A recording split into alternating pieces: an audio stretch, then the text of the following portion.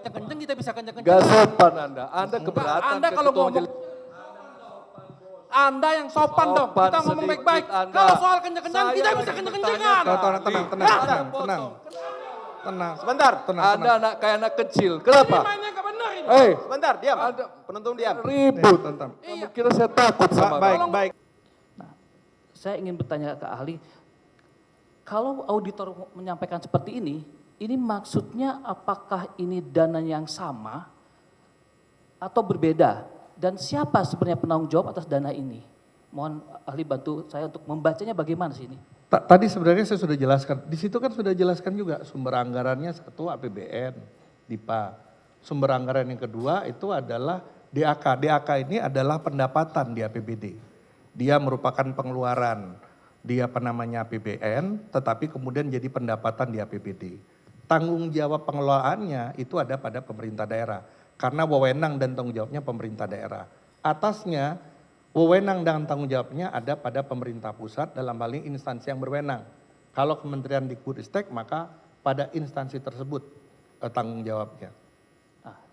Kalau yang di daerah ini siapa yang tanggung jawab berarti? Bertanggung jawab tentunya adalah pemerintah daerah. Pemerintah daerah pada instansi yang berwenang. Nah, saya mau ke kausalitas tadi ahli, karena kalau buat saya orang pidana, perbuatan itu berkausalitas dengan pelakunya. Kerugian akan berkausalitas dengan pelakunya, maka kita ada teori kausalitas. Nah, kalau di audit itu ada tidak sih teori kausalitas itu sebetulnya? Oh iya, kan tadi sudah dijelaskan bahwasanya kerugian yang pertama, kemudian perbuatan melawan hukum, dan kemudian kausalitas. Apakah ada satu kerugian yang disebabkan oleh perbuatan melawan hukum tertentu, dan ada hubungannya disebabkan seperti itu. Saya mau nanya kausalitasnya, saya praktis aja. Di sini atas dasar LHA BPKP inilah,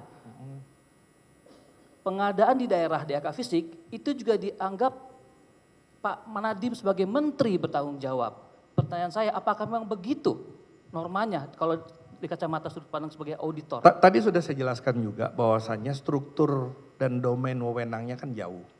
Pak Menteri khusus APBN, tapi kemudian terkait dengan administrasi dan teknis juga sudah berbeda. Kan ada penjenjangannya ke bawah, KPA-nya tugasnya apa, PPK tugasnya apa, dan siapa yang melaksanakan teknis pengadaan. Baik, nah menurut pendapat ahli, pengadaan DAK fisik itu dapat tidak diminta pertanggungjawaban kepada menteri?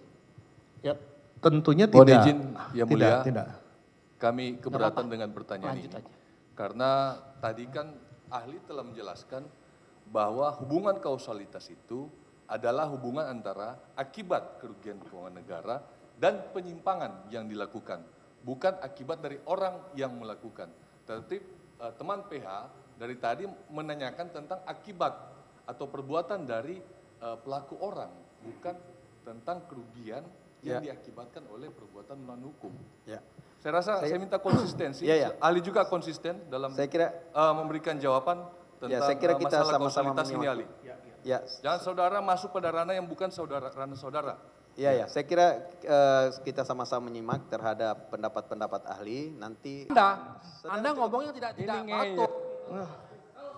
Kenceng kita bisa kenceng-kenceng. Gak sopan Anda keberatan. Anda kalau ngomong, Anda yang sopan dong. Kita ngomong baik-baik. Kalau soal kenceng-kenceng kita bisa kenceng-kencengan.